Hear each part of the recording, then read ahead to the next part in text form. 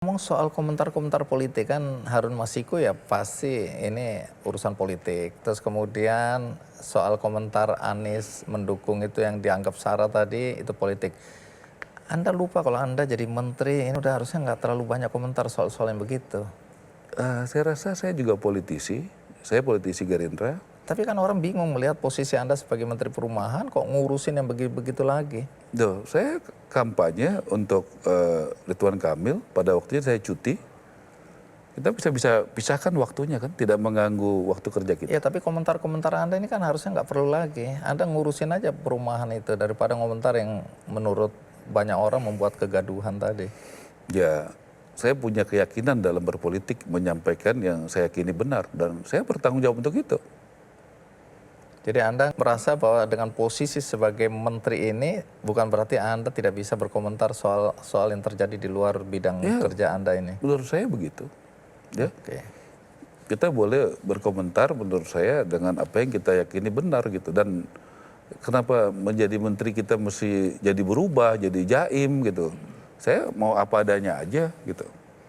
Kenapa kita mesti berubah karena jabatan? Justru itu yang saya nggak mau. Jabatan itu merubah karakter seseorang, merubah bagaimana dia biasa berkomunikasi. Apa adanya aja gitu.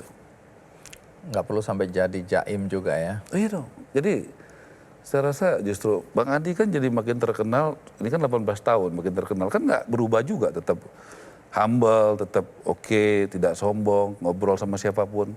Jangan dong kita karena uang, jabatan, lebih terkenal jadi berubah. Saya rasa kita bukan orang yang seperti itu. Oke, jadi banyak masyarakat yang melihat bahwa banyak sekali orang kepingin jadi pejabat, jadi menteri, jadi gubernur, jadi wali kota, jadi bupati, macam-macam lah. Tapi lebih banyak orang bercuriga bahwa keinginan untuk menjadi pejabat bukan untuk membantu masyarakat, tapi mau korupsi. Terpikirkan nggak Anda jadi menteri ini bisa korupsi? Ya, kita kan semua punya track record ya. Saya 15 tahun jadi anggota DPR, saya selalu laporkan LHKPN. Ya, saya selama ini tidak pernah berurusan masalah hukum. Saya pernah loh jadi anggota pejabat negara 15 tahun. Ya, dan saya tidak pernah punya urusan masalah hukum. Jadi ya dengan rendah hati ya puji Tuhan, saya rasa itulah track record saya. Dan tentu sebagai pejabat negara kita belajar bagaimana Pak Prabowo 4 hari di Akmil, didik kita bagaimana negara yang paling bersih itu dari korupsi adalah Denmark. Kenapa? Dengan keterbukaan publik. Jadi ada KPK-nya, polisi, jaksa, BPK itu bagus. Tapi keterbukaan publik dan itu langsung saya terapkan. Baru berapa hari langsung saya bikin YouTube live di kantor saya. Jadi semua orang Rapat-rapat. tahu apa yang dibicarakan ya. Ya. Jadi Ini salah satu kejutan juga. ya dan konsisten sampai sekarang. Dan orang kalau dulu mungkin bawa handphone ke tempat rapat tuh nggak boleh, sekarang boleh. Mau video, mau rekam, kenapa kita mesti takut kalau kita benar, Pak? Saya buat inspektor saya itu selama ini di inspektor itu adalah dari dalam. Di inspektor jenderal saya dari Kejaksaan Agung, dari KPK dan dari BPKP, tidak ada yang dari dalam.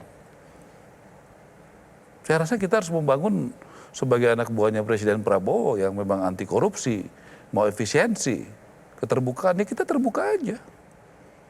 Karena kontrol publik itu menurut saya penting gitu.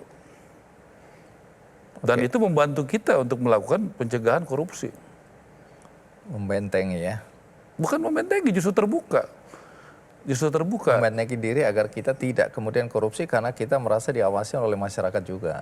Ya itu karakter, prinsip, value, itu adalah sistem. Ya kan? Dan kita memang mau melakukan itu gitu. Ini kan waktunya. Saya selama ini banyak ya terus terang mengurus keluarga, mengurus usaha saya. Ya ini waktunya Tuhan kasih lewat Pak Prabowo dan Mas Gibran untuk mengabdi bagi bangsa dan negara ini. Tentu saya akan gunakan waktu saya ya bagaimana untuk mengabdi bagi rakyat Indonesia. Sebagai menteri dan sebagai pengusaha, pendapatannya lebih besar mana? Masa mesti tanya sih, Bang? Oke, jadi disimpulkan memang lebih besar sebagai pengusaha ya. Menteri kalah. Ya kalau kita mau kaya jangan jadi menteri, Bang. Kalau kita coba diulang dulu karena banyak orang kepengen jadi menteri supaya kaya. Iya, kalau kita itu mau ngabdi kepada negara, Bang, berbakti kepada negara. kepada rakyat. Justru pikiran kita bagaimana kebijakan-kebijakan yang kita keluarkan itu pro rakyat. Membuat rakyat yang susah jadi tidak susah, yang lambat jadi cepat, yang mahal jadi murah atau gratis. Pikiran kita tiap hari begitu, bagaimana mengeluarkan kebijakan yang seperti itu. Dan kita sudah lakukan itu.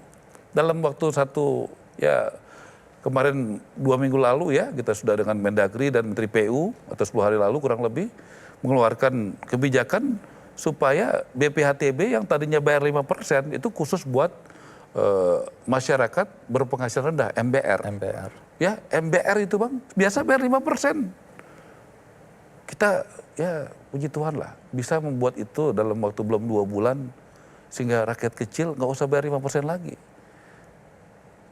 Dan kita juga buat bagaimana mengurus PBG, tidak perlu lagi, dulu namanya IMB, Bang Andi. Iya. Sekarang nggak perlu bayar lagi. Itu namanya mempermurah, bahkan menggratiskan. Harusnya kan di otak kita, pikiran kita itu adalah membuat kebijakan yang pro rakyat, sesuai arahan Presiden Prabowo, yang pro rakyat kecil. Apakah itu pro rakyat kecil? Nggak, sangat. Saya sangat bersyukur diberikan kesempatan untuk bisa membuat kebijakan yang pro rakyat kecil, pro wong cilik. Jelas itu pro wong cilik, ya rakyat kecil. Kriterianya apa? Kan pasti tanya dong. Penghasilannya di bawah 8 juta. Kedua, belum pernah punya rumah. Ya sekarang jadi punya harapan karena kita kalau sebagai fungsi operator membangun rumah itu paling banyak dari anggaran yang ada. Itu ya paling banyak sekitar 260.000. Berarti 3 juta kali kurang 260.000 sekitar ya 2.745.000 sekian, itu mesti kita buat peraturan kebijakan yang pro rakyat supaya rakyat ya itu bisa juga membangun dengan tadi katakanlah pungutan-pungutan tadi dikurangi atau dihilangkan. Kan itu yang harus kita lakukan. Sebaliknya asosiasi, REI, Apersi, Himpera, Aspernas kita buat Perumnas ya, bagaimana membuat kebijakan dunia usaha ini bisa semangat. Contoh kita membuat bagaimana kuota FLPP ditingkatkan, karena itu adalah suatu kebijakan yang sangat menurut saya, semua kebijakan yang ada dalam pikiran saya harus sesuai aturan, harus bermanfaat bagi negara, harus bermanfaat bagi rakyat dan bagi dunia usaha. Ini kita harus bisa berpikir utuh empat-empatnya ini Bang. Menarik.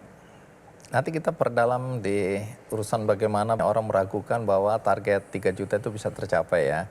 Tapi kemarin kan Anda masuk gorong-gorong di bawah jembatan itu ya. Iya. Ngapain itu? Bang, saya menemukan ya seorang ibu muda. Dia lahir di situ. Dan dia melahirkan di situ. 23 tahun ada di situ. Dan puji Tuhan, ya berapa hari kemudian kita sudah pindahkan ke rumah susun. Kalau Bang tanya ngapain saya ke situ, itu yang saya lakukan. Apa yang Anda lihat di situ, di bawah kolong itu? Ya rumah, itulah rumah. Rumah mereka di situ. Yang diobrolin apa sama mereka waktu itu ya? Mau pindah nggak ke tempat yang lebih baik? Mau mereka? Ya, Abang bisa lihat di mana-mana. Di sosial media saya kok ada kok. Oke. Jadi jangan kebijakan itu tidak ada efeknya kepada kehidupan rakyat. Ya, doakan sesudah di beberapa titik kolong jembatan tol di Jakarta, doakan tanggal 18 kami akan pindah ke Bandung. Anda pindahkan kemana itu ya? Ke rumah susun. Mereka bayar, beli, sewa? Kita atau? kasih berapa? 6 bulan sampai 1 tahun gratis dulu Bang. Kemudian dikasih pendidikan, edukasi. Ya, yang suka masak-masak, yang bisa menjahit-menjahit. Ya, yang bisa refleksi-refleksi. Listrik, air, apa segala macam? Dikasih Bang. 6 bulan kita kasih, 6 bulan sampai setahun, yang penting sewanya kita kasih gratis Bang. Oke. Dan itu bekerja sama dengan teman-teman Pemda DKI, Pemda Jawa Barat, dikasih pendidikan. Dan kalau juga teman-teman, kan banyak yang tergerak. Di Indonesia ini kan, apa ya? Semangat gotong royong. Iya, tapi butuh keteladanan, butuh contoh aja. Butuh contoh gitu. Kekuatan bangsa ini kan gotong royong. Jelajahi cara baru mendapatkan informasi. Download Metro TV Extend sekarang.